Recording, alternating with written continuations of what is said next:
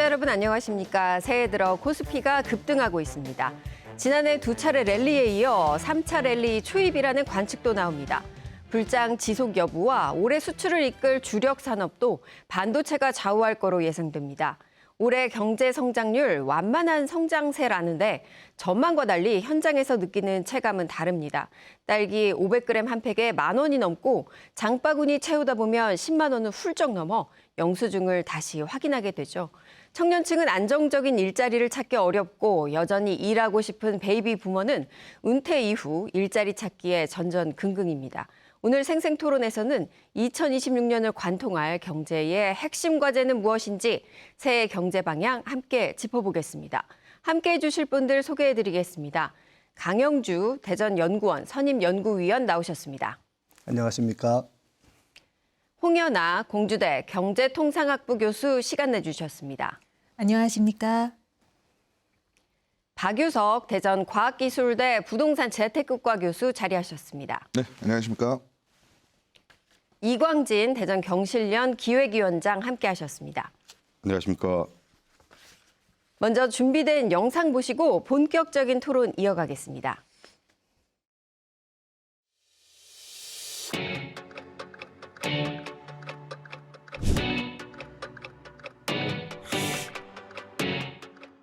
환율 같은 경우 상승하게 되면 우선적으로 원자재 가격에 영향을 미치고 수입 물가라든지 생산자 물가, 최종적으로 소비자 물가에 영향을 미치는데요.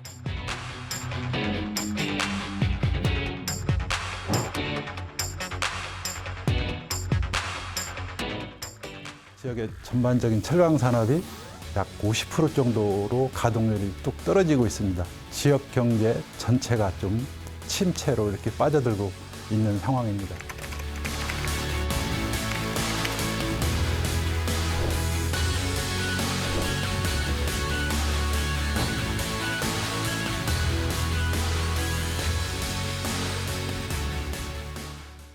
새해가 시작되자마자 주식시장이 비교적 강한 출발을 보이고 있습니다. 코스피가 하루에 100포인트 안팎씩 오르면서 단기간에 큰 폭의 상승세를 기록하고 있는데요. 증시는 비교적 좋은 출발을 보이고 있지만 실물 경제와 체감 경기 여전히 엇갈린다는 분석도 있습니다. 이런 흐름을 종합해 볼 때 올해 우리 경제를 한 단어로 표현한다면 어떤 키워드를 꼽으시겠는지 여쭙겠습니다. 먼저 박사님 어떻게 보셨습니까? 올해 키워드를 뽑는다고 하면 제 기대를 조금 포함해서 저는 내수라고 하고 싶습니다. 내수가 지금 좋지 못한 상황인데요.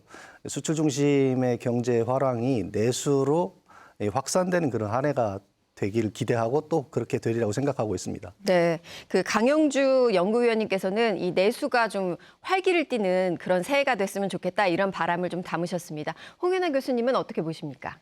네, 저는 그 바람에도 불구하고 좀 부정적인 전망을 갖고 있는 상황이어서요. 올해 키워드는 양극화 심화로 제가 키워드를 좀 뽑아보았고요. 특히나 지금 고환율 시대에 특히 소비자 물가라든지 전반적으로 물가가 안정되기가 어려울 것 같다라는 생각을 하고 있습니다. 네. 사실 체감 온도가 그렇게 따뜻하지만은 않습니다. 이제 너무 물가가 올라서 어려운 상황인데 그렇다면 박유석 교수님은 어떤 키워드 꼽으시겠습니까? 네, 올해 들어서 이제 어떤 경제적인 부분이 좀 회복 가능성이 제기되고는 있습니다. 근데 아직 확정된 흐름이라기보다는 좀 기대 같아요. 그래서 저는 관망이라고 좀 하겠습니다. 그래서 올해 한 해 경기는 좀 지켜봐야 될 것 같습니다. 네. 이광진 기획위원장님은 어떻게 보셨습니까? 저는 두 단어로 좀 뽑고 싶은데요. 하나는 회복이고 하나는 불평등 심화. 저도 교수님처럼 불평등 심화를 말씀드리고 싶은데요. 나름대로 지금 경기가 일부 부분에서 회복되는 조짐들은 분명히 나타나고 있습니다. 그런데 이것들이 서민이나 일반 시민들이 느끼는 체감 경기하고는 동떨어져 있거든요.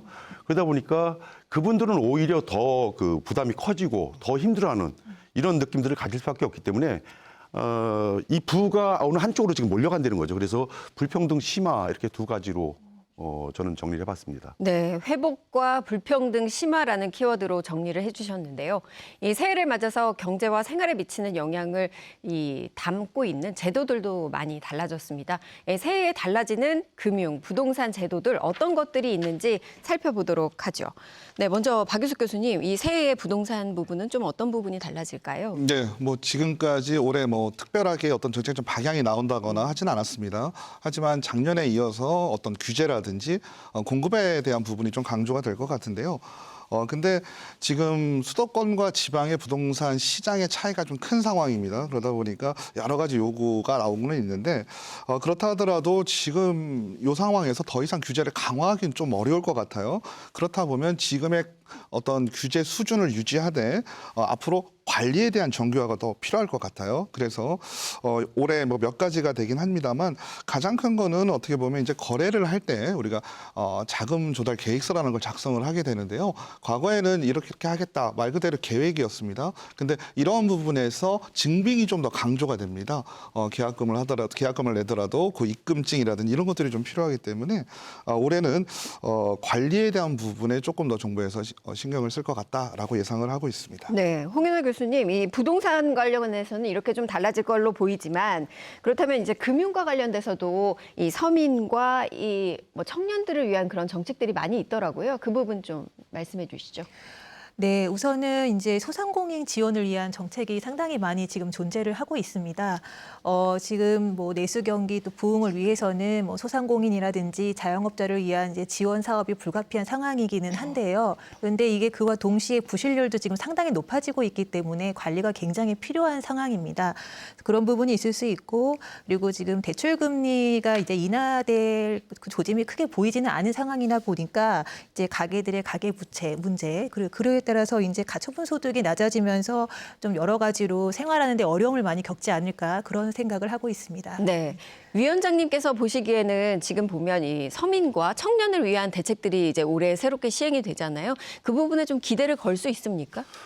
나름대로 뭐 기대는 걸 수 있는데요. 이것들이 얼마나 지속될 것이고, 그다음에 이것들을 통해서 어떤 효과가 날 수 있는지에 대해서 명확해야 되는데 그런 부분은 아직 좀 부족하지 않나. 그래서 그런 부분이 좀 강화되고 체계적인 어떤 진행들이 돼야 되지 않을까 이렇게 좀 생각을 하고 있습니다. 네, 그렇군요. 이 고물가, 고금리, 고환율, 이른바 삼고 환경이 올해도 상당 기간 이어질 것이란 전망이 나오고 있습니다. 이런 여건 속에서 올해 경제 전망을 어떻게 전망하는지 시민들의 인식 함께 보겠습니다. 네, 먼저 CG 확인해 주시죠.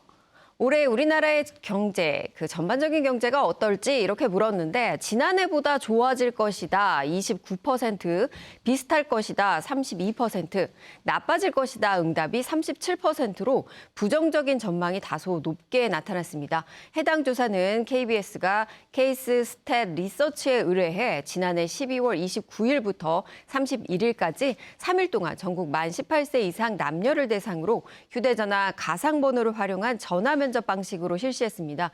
응답률은 14.2%, 표본 오차는 95% 신뢰 수준의 플러스 마이너스 3.1%포인트입니다.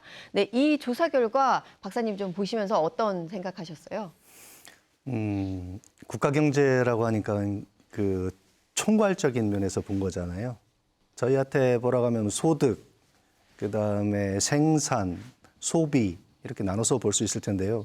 각 분야별로 보면 소득 같은 경우는 저는 좋아질 걸로 보고요. 예, 그다음에 그 생산도 이제 수출 화랑이 내수로 옮겨질 거라고 보고 그래서 생산도 좋아질 거로 보고요. 그래서 저는 국민들이 생각하시는 것보다는 저 개인적으로는 경제가 그렇게 나쁘지 않을 것이다 이렇게 예측하고 있습니다. 네, 강영주 교수님의 예측대로 좀 새해에는 긍정적인 신호로 출발했으면 하는 그런 바람을 경제라는 게 늘 말씀드립니다만 좋다 해야지 좋아지는 거지 나쁘다 하면 정말 나빠지거든요. 예. 그래서 기대하는 부분도 좀 그렇습니다. 네, 그렇군요. 반면에 이 홍윤아 교수님께서는 어떻게 예측하셨어요? 네, 그 글로벌 경쟁력이 있는 산업 업종이라든지 아니면은 핵심 기술을 보유한 기업 같은 경우는 이제 분명히 올해는 좋을 거라고 생각을 하고 있습니다. 그런데 다만 이제 일반 시민들 같은 경우는 매일매일 먹고 사는 문제에 대해서 이제 체감을 하는 거 아니겠습니까? 네, 지금 이제 수입 물가가 이제 굉장히 많이 오르고 있고 지금 소비자 물가 지수 같은 경우는 거의 5년 사이에 16%가 상승을 했습니다. 그리고 더군다나 식료품 및 비주류 음료 같은 경우는 27% 상승을 했고요. 그래서 이거를 지금 최근 그 5년이라는 기간 동안에 굉장히 많이 느끼고 있는 부분이기 때문에 앞으로도 계속 어렵다고 이렇게 생각을 하지 않으실까 그런 예상을 하고 있습니다. 네. 두 분께서 조금은 다른 생각을 좀 전망으로 내놔주셨는데요. 네. 네, 그렇습니다. 뭐 긍정적인 전망이 나오면 또 부정적인 전망도 있으니까요. 올해 어떻게 경제가 이끌어 나가게 될지 저희도 기대하면서 바라보도록 하겠습니다. 올해 경제 성장률 전망은 대체로 1%대 후반에서 2% 안팎으로 제시되고 있습니다. 이 주요 기관에서 올해 2% 가까운 경제 성장률을 달성할 것이다 이렇게 보고 있는데요.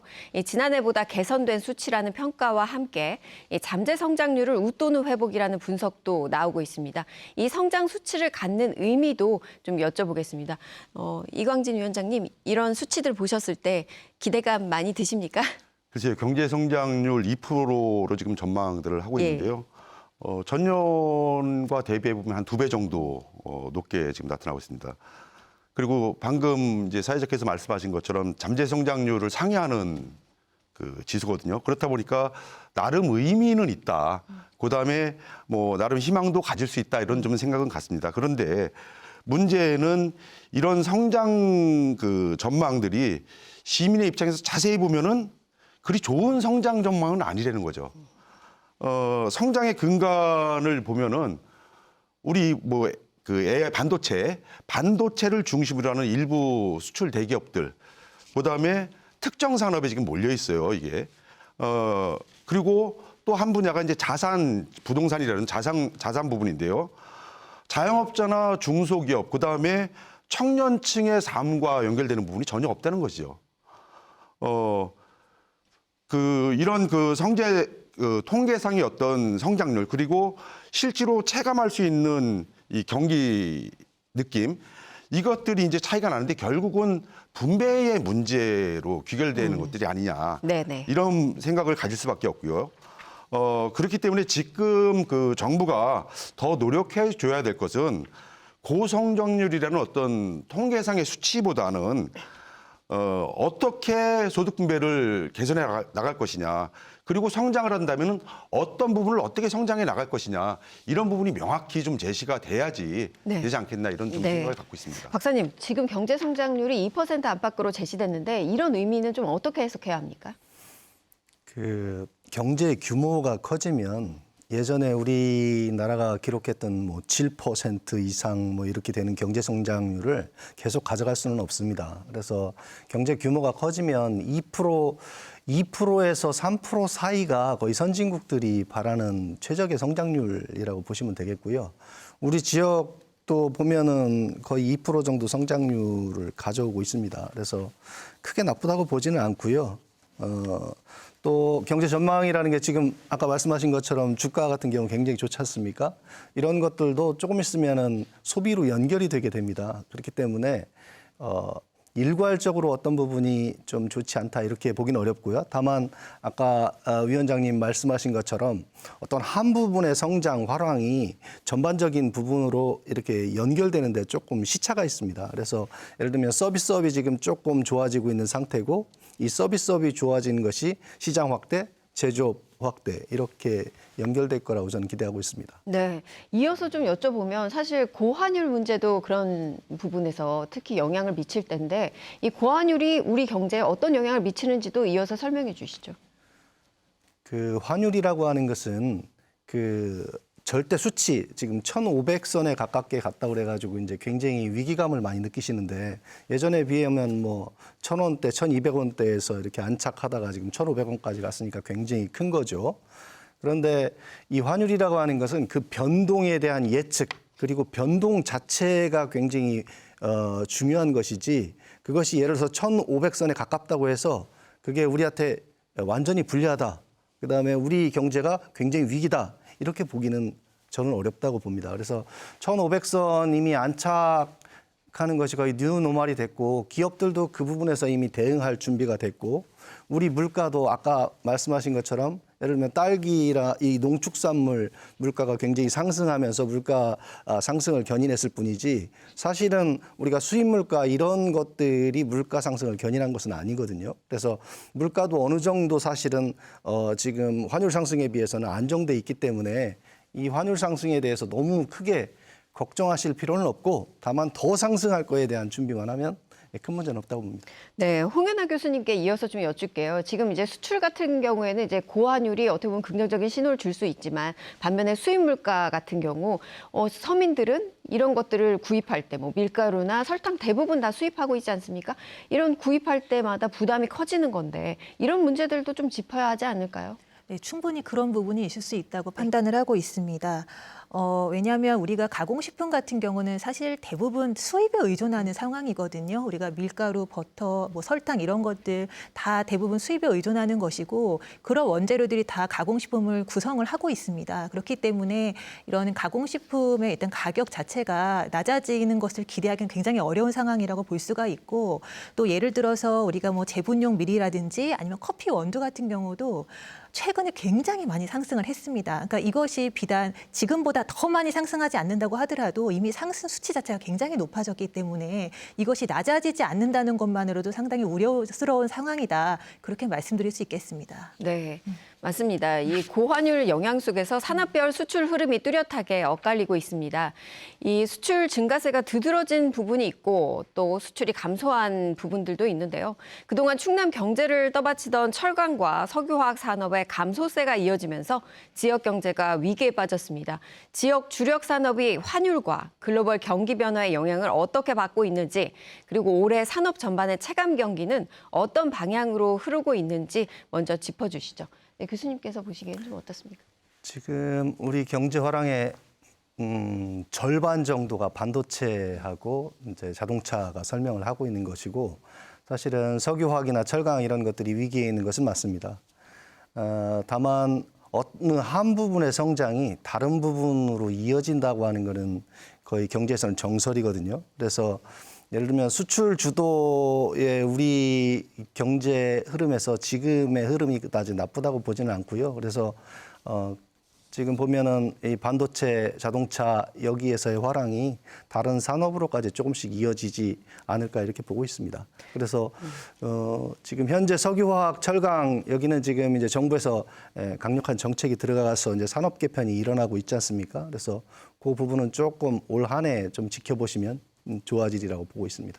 그 정부가 아무리 개입을 한다고 하더라도 이게 정부 개입의 마지노선이 있는 것이고 그리고 또 이 자생력을 스스로 산업계가 갖춰야 하는 문제일 텐데 그렇다면 어떤 부분들이 조금 필요하다 이렇게 조언을 하시겠습니까? 지금 과도한 생산 그 사이클에 들어가 있다고 보는 거 아니에요? 근데 이제 예를 들면 지금 방산이라든지 예를 들면 지금 산업으로서 성장하고 있는 여러 가지 산업들이 결국은 철강제 그다음에 뭐 조선 산업도 마찬가지입니다만 이런 것들이 다 이제 연관이 되잖아요. 석유화학이나 철강 등과. 그래서 한 산업이 좋아지는 것이 다른 산업에 파급되는 것에 조금 시차가 있을 뿐이지 전체가 나쁘지 않는 한은 그것들이 산업이 굉장히 나쁜 길로만 계속 가지는 않는다고 보고 이 사이클을 벗어나는 때까지 정부 정책이 강력하게 추진된다면 벗어나는 데 큰 문제가 없을 거라고 봅니다. 네, 홍연아 교수님, 이게 사실 이 석유하고 철강, 우리 충남에 있는 지역 경제를 견인하는 기업들도 많이 있지 않습니까? 대기업 중심으로. 그럼 이 여파들이 사실은 이 노동자들의 인원수를 줄인다든지 이런 여파로도 이어질 수 있어서 사실 걱정이 큰데요. 이런 부분들 좀 우리가 미리 대응할 수 있는 방법들이 있습니까? 지금 말씀해 주신 것처럼 뭐 반도체라든지 디스플레이, 그다음에 자동차 부품 산업 같은 경우는 수출 호조세를 보이고 있으니까 이런 지역 경제를 견인하고 있다고 보고요. 그런 부분에서는 이제 뭐 고용 측면에서라든지 우려할 부분이 좀 적다고 생각이 듭니다. 다만 우리가 제가 계속 말씀드리는 그런 소상공인 부분 있지 않습니까? 지금 대전, 충남, 세종 지역에 소상공인 업체가 43만 개이고요. 그리고 지역에 70만 명 정도가 종사를 하고 있습니다. 근데 소상공인이나 이제 이런 쪽 같은 경우는 사실 어떤 과연 그런 글로벌 경제의 어떤 수출 호조세의 혜택을 받을 수 있는 그런 연결고리가 있는 곳이 아니기 때문에 굉장히 이런 좀 양극화, 제가 처음 말씀드린 양극화 현상이 계속 나타날 것이다라고 말씀드릴 수 있겠습니다. 네, 맞습니다. 이 고환율이 이어질 경우에 건설비 그리고 자재비 상승과 금리 부담이 겹치면서 이 부동산 시장에도 영향을 미칠 수 있다는 우려 나오고 있습니다. 박유석 교수님, 이제 자산 시장 이야기를 좀 이어가 보려고 하는데요. 이 금리와 이 환율 부담 이어지는 가운데 부동산과 증시가 이 서로 다른 흐름을 보이고 있다 이런 지적들도 나오고 있습니다. 먼저 부동산 시장부터 좀 살펴보려고 하는데 네. 이런 흐름들 좀 어떻게 보십니까? 일단 뭐 부동산 시장은 각계 개별 시장들이 있습니다. 특히나 뭐 일반적인 매매 시장은 뭐 환율하고는 조금 거리가 있긴 하지만 어떻게 보면 가장 밀접한 관계가 있는 것은 분양 시장이 될 겁니다. 지금도 어떻게 보면 매매 시장이 그렇게 좋지 않은 상황에서 분양 가격은 계속 오르고 있거든요. 근데 분양 가격과 매매 가격은 가격의 형성 메커니즘이 좀 다릅니다. 왜냐하면 분양 가격 같은 경우는 기본적인 원가 그리고 이제 인건비 이런 부분들이 좀 주요합니다. 근데 결국 이제 건설 경기와 이제 관계가 되게 되는데 건설을 할 경우에는 이제 수입하는 원자재가 많기 때문에 고환율로 인해서는 아무래도 이제 가격이 좀 오를 수밖에 없죠. 그러다 보면 공급 측면에서는 아무래도 분양가가 지금보다 더 높게 되면은 가뜩이나 잘 안 되는 상황에서 분양을 좀 꺼려하게 될 것이고요. 그다음에 수요자 입장에서도 고환율이 보통 또 고금리하고 같이 다니는 경우가 좀 있습니다. 그러다면 금리도 높고 환율도 높다 이러면은 아무래도 어떤 수요에 대한 심리가 올라오질 않습니다. 그래서 지금 좋지 않은 상황에서 고환율은 오히려 조금 더 마이너스 영향을 좀 미칠 것 같은데요. 결국 단기적으로는 수요자 입장, 공급자 입장에서 거래 위축이나 어떤 부동산 심리에 대한 냉각을 가져올 것 같고요. 이 상황이 지속이 되면 또 문제가 생깁니다. 분양이 계속 이루어지지 않으면 또 2, 3년 후에 어느 정도 나와야 되는 중공 물량이 또 나오지 않습니다. 그러다 보니까 부동산 시장의 악순환이 조금 지속될 수 있는 우려도 얘기할 수 있겠습니다. 네, 새해 부동산 시장이 오히려 악화될 수도 있다 이런 우려들을 좀 말씀해 주셨는데요. 사실 이 부동산 가격을 잡기 위해서 정부가 잇따라서 대책을 내놓았습니다. 이 시민들은 어떻게 보고 있는지 저희 KBS 여론조사 결과 잠깐 보시겠습니다. 이 국민들의 긍정과 부정 평가가 팽팽했는데요. 이 KBS 여론조사 함께 보실까요? 네, 여론조사를 봤더니 부동산 정책 평가에 대해서 긍정적인 평가가 44%였고요.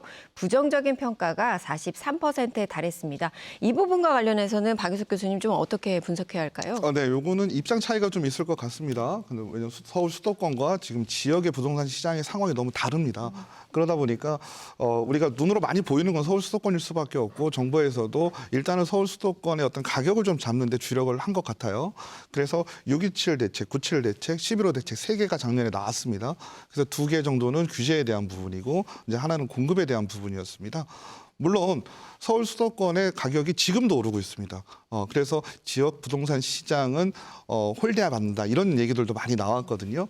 근데 어쨌든 전국적으로 볼 때 그래도 잘하는 편이다라고 볼 수 있는지는 조금 애매하긴 합니다. 44, 43이라. 하지만 못한다는 게 더 많지는 않습니다. 그렇다면 어느 정도 규제와 그다음에 공급 확대의 방향성에 대해서는 그래도 지금까지 역대 어떤 정부의 정책 평가 중에는 그나마 낫다라고 좀 판단할 수가 있는데요. 다만 여기에 추가해서 올해는 지역의 부동산 시장을 어떻게 보면 좀 활성화시킬 수 있는 지역 간의 양극화를 해소할 수 있는 방안이 추가적으로 마련이 된다면 아마 긍정적인 평가가 더 올라갈 것으로 생각을 합니다. 맞습니다. 서울을 중심으로 부동산 가격이 너무 오르다 보니까 이 지역을 위한 이 부동산 대책이 필요한 게 아니냐 이런 말씀들을 이제 하셨는데 그렇다면 올해의 부동산 그 대책과 관련해서 정부는 좀 어떤 부분들을 좀 추가로 내놔야 할까요? 네, 뭐 앞서 말씀드렸던 것처럼 이제 관리에 초점을 맞춘다라는 얘기가 나왔습니다. 하지만 네. 지금 지방 부동산 시장 같은 경우는 관리보다는 지역의 부양책이 좀 필요합니다. 부동산 시장은 아무래도 가장 영향을 많이 받는 게 아무래도 레버리지를 은행의 대출을 많이 이용을 하죠. 네. 그러다 보니까 금리에 민감하고요. 그렇습니다. 또 금리뿐만 아니라 이제 LTV로 해서 한도가 중요합니다. 지금은 LTV, DTI를 넘어서 DSR, 스트레스 DSR, 그리고 1단계, 2단계, 3단계 이렇게 세분화를 시켜서 규제를 많이 하고 있는데요. 일단 올해 6월까지는 이제 DSR 3단계 유예가 좀 됐습니다. 그래가지고 대출을 이용하는데 그나마 좀 숨통이 트인 상태이긴 한데요. 앞으로는 이런 부분들이 좀 더 완화가 되어야 된다고 생각을 하고요.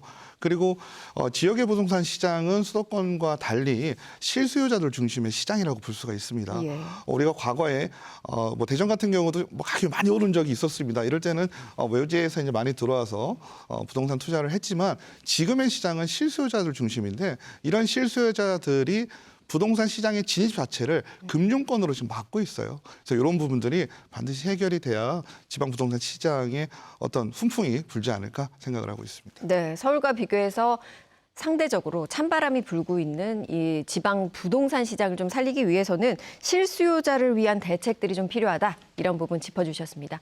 이어서 증시 얘기를 좀 이어가 보죠. 이 새해 들어서 주식시장은 상당히 강한 출발 보이고 있죠. 이 코스피 지수를 보면 이 코스피 지수 매년 이게 보면 저희가 새해에 들어서 100단위 수준의 증가폭을 보이고 있습니다. 이 부분 저희 그래픽을 통해서도 확인할 수 있는데요. 이 지난해 말 4,214포인트로 마감했던 코스피, 이 새해 첫 거래일 4,409, 지난 6일에는 사상 처음으로 4,500선까지 오르면서 연일 상승세 이어가고 있습니다. 최근 증시 상승 중심에는 반도체 업황, 회복 기대가 자리하고 있는데요. 이 삼성전자와 SK 하이닉스, 이른바 빅2의 실적 전망이 크게 상향 조정되고 있는데 이처럼 반도체 업황의 이 회복 기대를 중심으로 증시가 빠르게 반등하고 있는 상황 어떻게 보고 계신지 먼저 박사님께 좀 여쭤볼게요. 저희가 작년 초만 해도 정권이 바뀌기 전에 3,000 달성하는 것도 되겠냐 이렇게 전망들을 하지 않았습니까? 근데 지금 보면 4,000선을 이미 뚫었고 거의 5,000선을 바라보고 있습니다. 그래서 이거는 우리나라가 투자하시는 분들뿐만 아니라 전 세계가 대한민국의 성장에 기대를 하고 있는 것에 대한 투자를 보여주고 있는 것이 아닌가 이렇게 보고 있고요. 또 주식시장이 굉장히 투명하게 변해가고 있습니다. 그래서 지금 정상이었다면 지금 이 정도까지 왔어야 되죠, 사실은. 그런데 그게 못 오고 있는 상황에 있었던 겁니다. 그래서 그 부분을 정상화했기 때문에 저는 무난하게 5,000선을 넘어갈 거라고 전망을 하고 있습니다. 네, 무난하게 5,000선까지는 네, 상승세를 계속 보일 것이다 이렇게 보고 계십니까? 그렇다면 홍윤아 교수님께서는 어떻게 증시 전망하세요?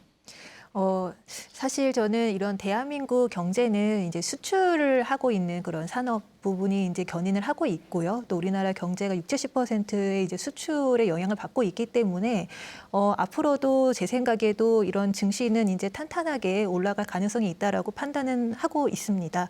예, 그런데 이제 뭐 아까 말씀드린 것처럼 그것 자체가 어떤 그런 삶을 이렇게 평준화시키는 모습과는 또 조금 다른 부분이기 때문에 경기가 상승할 부분은 분명히 존재한다라고 말씀드릴 수 있겠습니다. 네, 그렇다면 박유석 교수님께 이 질문 드려볼게요. 이제 부동산과 증시 어떻게 보면 자금이 양분화될 수밖에 없는데 올해는 그러면 증시 쪽에 좀 더 무게를 두는 부분의 분석에 대해서 동의하십니까? 예, 뭐 지금 뭐 저도 주식을 조금 하긴 합니다. 부동산을 하면서 주식과의 어떤 또 상관도 있고요. 또 학생들한테 알려주기 위해서 좀 하고 있는데 어쨌든 주식의 분위기로 볼 때는 두 교수님 말씀하신 것처럼 올해도 저도 괜찮다고 생각을 합니다. 다만 이제 부동산이 조금 오히려 어떻게 보면 자금의 유동성이라는 것이 부동산으로 쏠릴 때는 주식에서 좀 오고 주식에 쏠리면 또 부동산에 좀 빠지는 경우가 좀 있습니다. 그래서 아무래도 올해는 부동산과 주식을 본다면 주식이 조금 이기지 않겠나라고 예상하고 있습니다. 주식이 강세가 아니겠냐라고 이제 말씀해 주셨는데 저희가 이제 좀 궁금한 건 다 이제 경제 전문가시니까 그렇다면 증시 쪽에 표를 던지셨으니까 다들 투자하고 계십니까? 네, 어떠세요? 이제 박사님 같은 경우?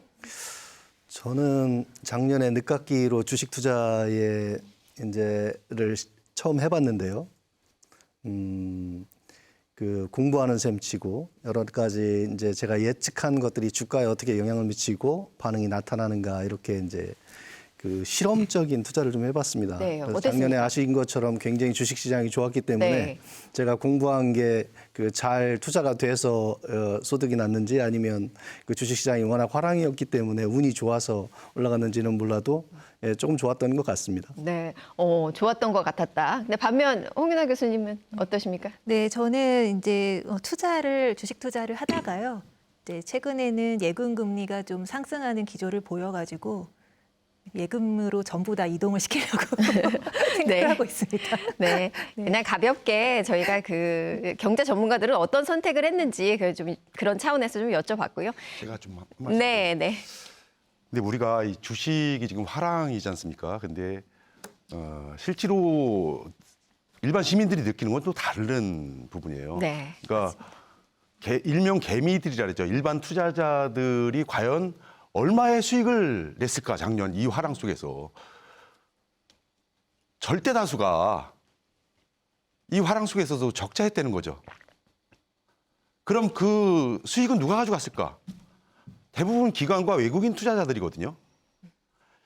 우리나라의 기관들이 수백조를 버는 동안 개인 투자자들은 사실 쫓아다니면서 적자 보고 있었거든요. 물론 이제 개인 투자자들 많은 분들은 흑자를 낼 수 있었지만은 과연 그렇다면은 이 부분이 시민의 삶으로 연결될 수 있을까? 이 부분은 또 별개의 문제라고 좀 생각이 듭니다. 그래서 그 부분은 정말 좀 조심스럽게 좀 접근할 필요가 있지 않나 이렇게 좀 생각을 합니다. 맞습니다. 정확하게 지적을 해주셨는데요. 증시가 이제 화랑이 되고 있는 이 시점에 어쩌면 피해를 볼 수 있는 상황도 있으니까 신중하게 접근해야 한다. 그리고 개인 투자자들의 수익까지 보장하는 것은 아니니까 그 부분 신중하게 투자하셔야 된다라는 부분 짚으셨습니다. 이 청년 취업난과 베이비 부머의 은퇴가 동시에 진행되는 이중 전환기라고 요즘을 부르기도 합니다. 이 청년층이 체감하는 고용 상황은 어느 정도 수준으로 봐야 하는지 이 부분 좀 홍연아 교수님께 여쭤볼까요? 네, 그 청년층이 체감하는 고용 상황이 사실은 좋았었던 때가 과연 언제였나라고 생각이 들 정도로 사실 계속 좋지는 않았던 것 같습니다. 이제 그리고 또 최근에는 이제 기술 전환, 그러니까 뭐 다양하게 인력을 대체할 수 있는 여러 가지 기술들이 도입이 되다 보니까 사실 그런 공개 채용, 그러니까 전체 그 청년들이 졸업하자마자 채용하는 경우가 사실 굉장히 줄어들고 있는 것도 사실입니다.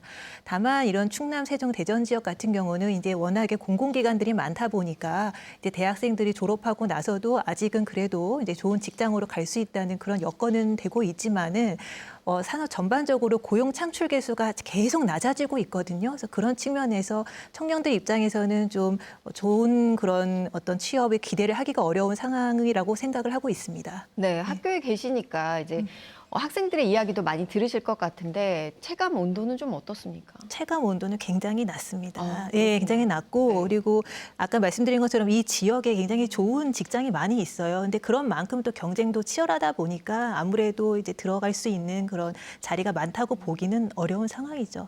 그럼 이어서 조금 여쭐게요. 이제 뭐 베이비 부머 세대들이 이제 은퇴를 하는 시기입니다. 그러면 어쨌든 일자리를 놓고 뭐 동일한 일자리는 아니겠지만 이 채용과 관련해서 경쟁을 하는 구도가 형성이 될 수밖에 없는데요. 이런 부분의 문제는 좀 어떻게 우리 지역 차원에서 해결해야 할까요? 근데 저는 사실 그 경쟁하는 그런 교집합 부분이 크다고는 생각을 하고 있지는 않습니다. 이제 왜냐하면은 이제 은퇴 세대 같은 경우는 이제 사람 손이 좀 더 필요한 어떤 그런 부분에서 더 경쟁력을 갖고 있다고 볼 수가 있거든요.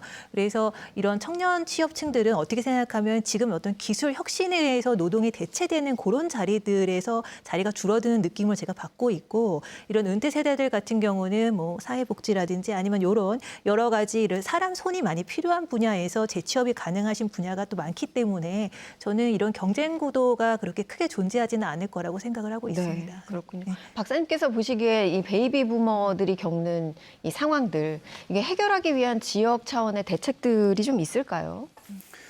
베이비 부머 가기 전에 아까 교수님도 말씀하셨지만 그 베이비 부머가 은퇴하는 것이 청년 취업, 청년 고용으로 이어지는가 하는 게 그 부분에도 양극화가 굉장히 심하게 발생하는데 공개 채용이 거의 대기업 같은 경우는 뭐 60%에서 80% 정도까지가 거의 공개 채용을 안 하고 수시 채용을 하고 있거든요.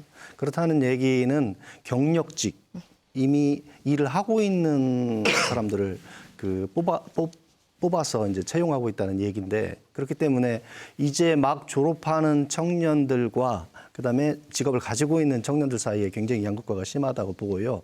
그리고 베이비 부머의 은퇴가 지금 이제 막 신입으로 그 채용 시장에 나서는 청년들한테 이어지지 않는 것이 굉장히 심각한 문제라고 보고요.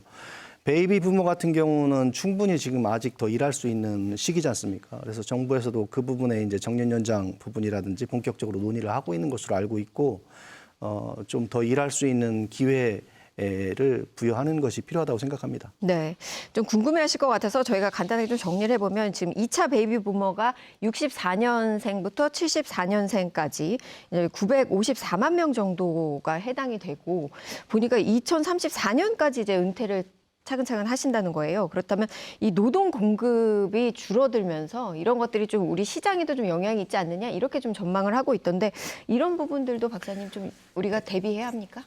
AI가 활성화되기 전에는 그 인적 자원이 줄어드는 거에 대한 위기감이 굉장히 컸습니다. 근데 오히려 지금 AI가 이제 본격적으로 생산성 향상에 적용되기 시작하고부터는 그 인적 자원이 오히려 남는 것을 어떻게 활용하게 할 수 있느냐, 이런 문제로 좀 초점이 옮겨가고 있기 때문에 그 부분 베이비 부머들이 생산 현장에서 떠나기 때문에 기업의 생산성이 떨어진다, 요거에 대해서는 조금 의견이 갈라질 수 있을 거라고 생각이 됩니다. 그러네요. AI가 이 베이비 부머의 은퇴로 노동 공급이 줄어드는 이 부분까지도 대체할 수 있을 것이다. 이 부분은 좀 얘기해 주셨는데요.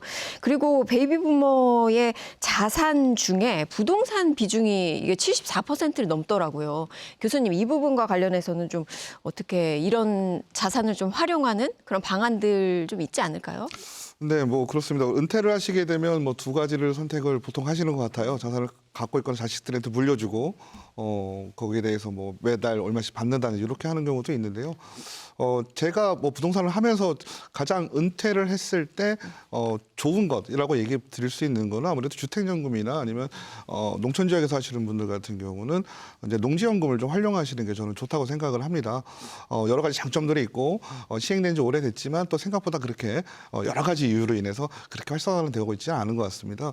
그래서 부동산 자산을 그러니까 평생 집을 모아서 그 집을 또 은퇴 후에 뭐 결국은 쓰게 되는 거긴 하지만, 그래도 어떤 자식들한테 증여라든지 상속을 생각하지 않고 내가 가지고 있는 자산을 활용하는 것이 오히려 지금 국민연금이나 이런 부분들이 매우 좀 이렇게 많이 나오지는 않습니다. 그리고 어떤 뭐 우리가 뭐 군인이라든지 아주 특정 연금 좋은 거는 좀 괜찮지만, 그러지 않으면 기본적으로 국민연금에 내가 개인적으로 들었던 연금이 좀 있을 수 있고, 거기에 주택연금까지만 된다면 아무래도 지금은 과거와 달리 노후에도 어떻게 보면 이제 생활비가 좀 많이 드는 편이 될 겁니다. 그래서 이런 부분들이 충당 가능할 것으로 생각을 합니다. 네, 교수님께서는 주택연금과 농지연금을 활용해서 은퇴 이후 삶을 풍요롭게 사는 것이 어떠냐, 이렇게 좀 제안을 해주셨습니다. 그렇다면 이제 2026년 새해를 좀 활기차게 시작을 하기 위해서 이 정부가 어떤 정책 과제를 제시해야 할지, 이 부분에 대해서도 이제 의견을 좀 들었으면 하는데요. 먼저 경실련에서는 좀 어떤 부분 주목해서 보고 계십니까? 정부가 좀 재정의 역할을 좀 확대할 필요가 있지 않나, 이런 좀 생각이 드는데요. 실제 이번 정부에서도 올해 그 계획을 발표해서 그런 부분들을 지금 발표를 하고 있어요. 그래서 여기에 상당히 좀 적극적으로 좀 동감하는 그런 상황입니다. 그런데 문제는 재정의 규모를 가지고 자꾸만 얘기를 해요. 재정의 규모도 중요하지만 더 중요한 것은 이 재정을 어디에 어떻게 사용할 것이냐, 이게 명확해야 되거든요. 그래서 재정 투입의 방향성이 분명해야 된다는 거죠. 근데 지금 보면은 재정의 규모만을 가지고 계속 국민들한테 홍보하고 있고, 그리고 일부에서는 이제 그런 분들도 계십니다. 이게 정부가 너무 퍼주게 하는 거 아니냐? 정부의 재정 부담이 너무 증가하는 거 아니냐? 이런 또 우려의 목소리를 내는 분들도 계시거든요. 근데 좀 우리가 정말 깊이 생각해야 될 부분이, 이 경기가 지금 하방 국면인데 여기서 민생이 무너지고 지역 경제가 무너진 이후에는 사회적으로 더 큰 비용을 지불할 수밖에 없기 때문에 이런 부분은 좀 아끼지 말고 과감하게 좀 투자할 필요가 있다. 이런 좀 정책적인 어떤 정책 자금, 이런 부분을 과감하게 좀 풀어야 된다 이런 좀 생각을 갖고 있습니다. 네, 정책 자금을 좀 과감하게 풀어야 되지 않겠느냐, 재정 확대에 좀 강조를 해주셨고요. 그렇다면 이제 강영주 박사님은 어떻게 보십니까? 새해, 올해도 재정의 역할은 굉장히 클 거라고 보고요. 아까 말씀드린 것처럼 어떤 산업에서의 그 활황이 전체 산업으로 퍼져가기 위해서는 내수 부분을 어떻게 살리느냐가 중요합니다. 그래서 고용의 지금 건설업 같은 경우가 고용의 한 10% 차지하지 않습니까? 우리 지역에서는 한 8% 차지하는데 건설업이 활황이 되지 않고는 내수가 좋아졌다는 것을 체감하기가 굉장히 어렵거든요.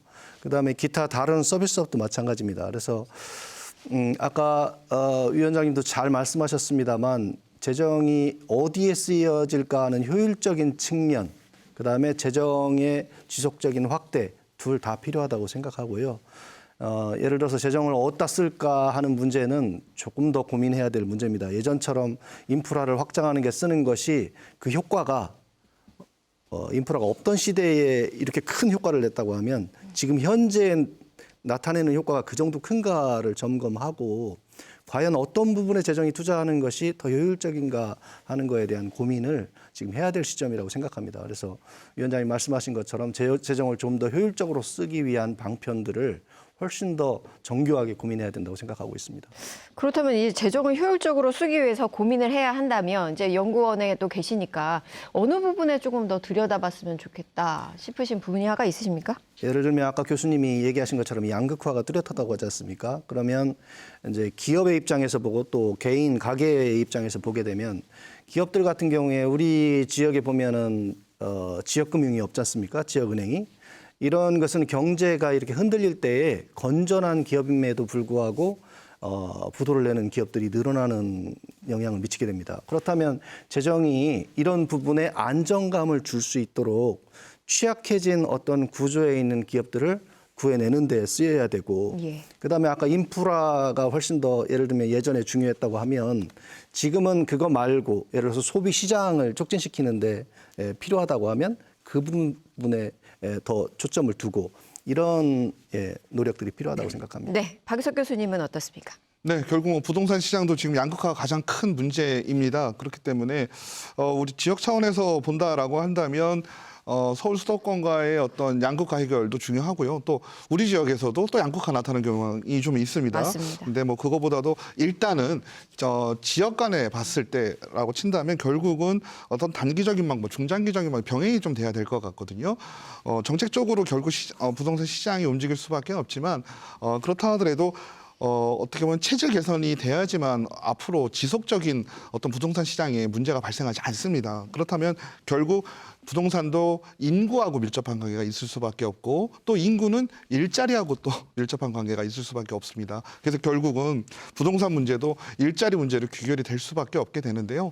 어쨌든 중장기적으로는 이러한 일자리 문제, 지역에 대한 일자리 문제가 좀 해결이 돼야 될 것 같고요. 단기적으로는 아까 말씀드렸던 것처럼 어떤 제도적인 게 좀 필요하죠. 그래서 금융이라든지 아니면 세제 이런 부분에서 단기적인 혜택을 지역에 좀 준다면 지역의 부동산 시장을 일단 어느 정도 좀 살려놓고 그리고 중장기적 체질 개선이 필요할 것 같습니다. 네, 앞서 전문가 두 분께서 이 재정을 좀 확대하는 방향으로 좀 정부가 가야 한다 이렇게 얘기를 해주셔서 또 부동산 같은 경우는 세금에 굉장히 민감하지 않습니까? 올해에 보셨을 때 뭐 세금 인상을 할 것 같다 아니면 세금 인상이 필요하다 이 부분에 대해서는 어떻게 전망하십니까? 뭐 작년부터 세금에 대한 논의는 계속 나오고 있습니다. 어쨌든 지금 규제에 대한 상황으로 본다면 가격이 오르는 지역은 당연히 규제 정례가 되겠죠. 지금 뭐 6월이면은 이제 중과세가 되는 부분들이 많이 또 해제가 되는데요.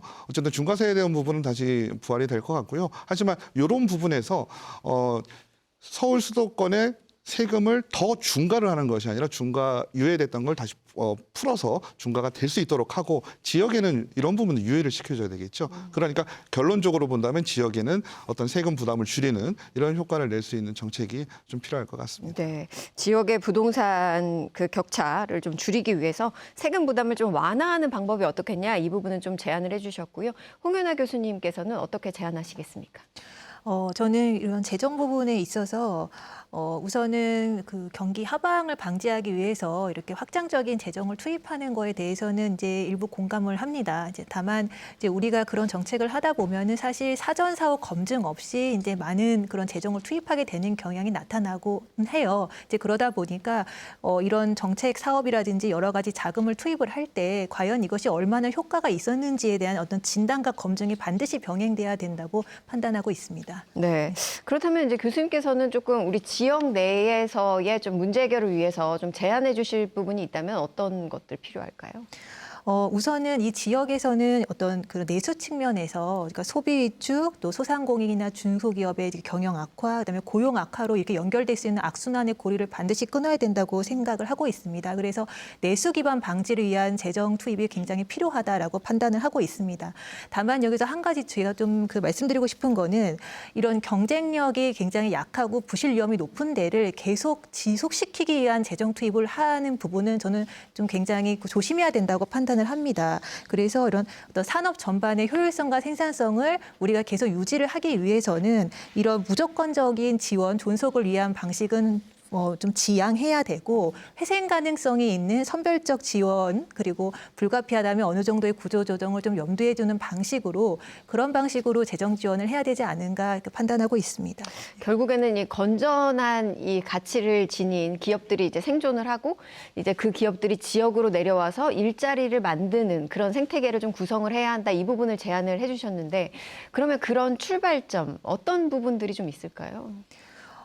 그런 출발점은 이제 제가 말씀드린 것처럼 지금 굉장히 많은 이제 지원 사업들이 공존을 하고 있거든요. 어떻게 생각하면 중복이 되는 걸 수도 있고 아니면 아직 정확한 평가가 내려지지 않은 부분들이 있을 수 있는데 일단 그것들을 잘 소팅해 나가는 것들이 굉장히 중요하다고 생각을 합니다. 그렇게 해서 이제 효과가 있었던 부분들은 좀 더 강조를 해가지고 더 많은 재정 투입을 할 수가 있고요. 또 효과가 부족한 부분들은 좀 과감하게 좀 정리를 하는 부분 그런 것부터 시작이 돼야 되지 않은가 판단하고 있습니다. 네, 교수님 말씀대로 기업과 정책의 옥석을 가리는 일부터 시작하면 어떻겠냐 이렇게 좀 제안을 해주셨습니다.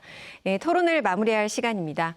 2026년 경제는 완만한 회복이라는 전망과 함께 물가와 환율 그리고 일자리 불안이라는 과제를 동시에 안고 출발했습니다. 자산 양극화와 청년 취업난, 베이비 부머 은퇴가 겹치는 시점에서 지역 현실에 맞는 해법의 중요성은 더 커지고 있습니다. 2026년 경제 회복이 지표에 머무르지 않고 시민의 삶으로 이어질 수 있을지 기대해 보겠습니다. 함께한 네 분 수고하셨습니다. 시청해 주신 여러분 감사합니다.